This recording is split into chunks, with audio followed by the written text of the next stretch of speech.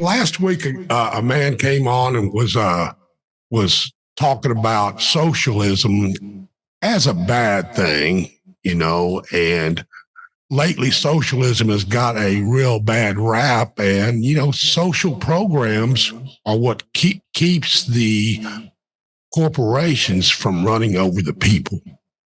It's the stopgap, it's the safety. So social is not a bad word. Social is not a bad word. I love that you said that. And I hope the person that was speaking about that calls in, because again, I'm refraining from just outright using the word socialism because of the connotation that it has. The thing about it is this: I believe in free enterprise 100%. Free enterprise is freedom, the ability of people to go ahead and create their own companies, create their own means of production, go out there and sell things. I believe in all of that. The big problem that we have, Jack, is we have allowed the conflation of what capitalism means and what freedom and free enterprise means. In fact, we have allowed folks to say that freedom, democracy is capitalism, as opposed to saying freedom and democracy is free enterprise, the enterprise from us all. And that conflation is what allows us to be pilfered by the corporations. And that is what people have. And that is why, again, we hear that nobody wants to talk, or rather, the powers that be, you'd hear come out against critical thought. They're wrapping critical thought into critical race theory, because what they are hoping to do is ring that silly racial carnal bell in people's, so that they don't think about the things that really matter, because they're so concerned about that idiotic thing called race. And one of the things that I hope to do with our programs or programming or attitudes, etc., is to let folks detach themselves from that silly structure and start looking at the economic structure that we're under, which was designed to just keep a few in power, a few financially really, really able, with all the rest being peons. Folks don't get it. Slavery never ended. It just lost its pigmentation. That's all. But it never ended. And folks can, it's hard when you see nice cars and big buildings and great streets and all these things. It is great to see these things and then say, oh, but you're enslaved. And folks are, no, I'm not. I can go ahead and do all these things that I want to do. Then you say, by the way, aren't you in debt? Don't you have to do X, Y, Z to survive? Isn't there a better way? And Jack, the answer is there is a better way if we will allow ourselves to lose the control of the few who keep telling us that this is the way things need to go. So, Jack, I'm glad that you started that way. And I hope the caller who said that, because I remembered it distinctly, he called out the word Venezuela. I love when folks want to talk about, anytime they say, do you want us to be Venezuela? That's what socialism does.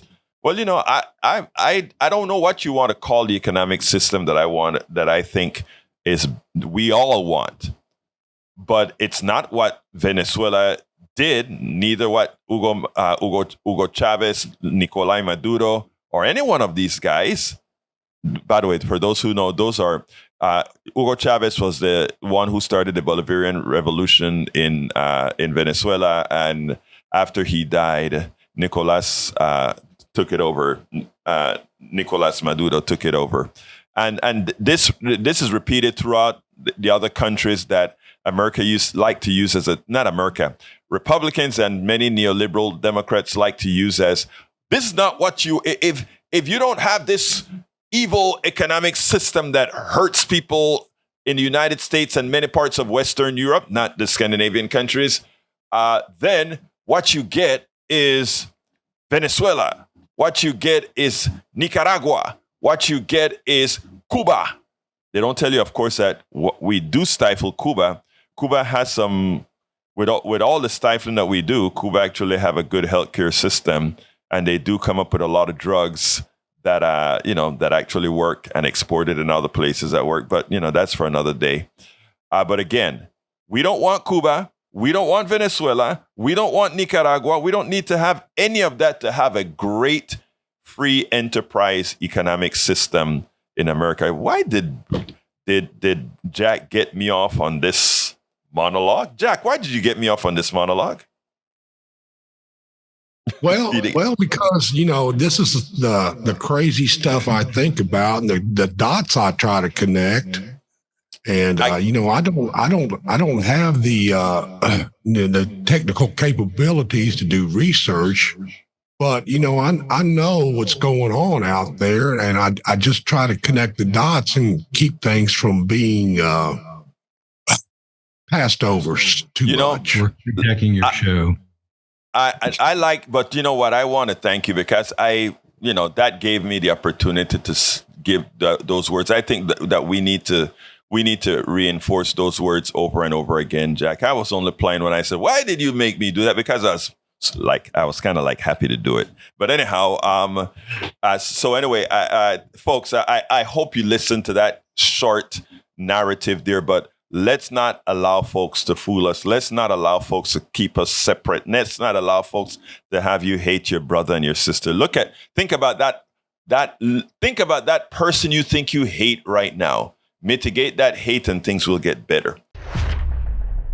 We spend a lot of time deconstructing the news, trying to parse it into a form that everybody can understand. We try to find those little nitpicks where it flies above the fray, etc.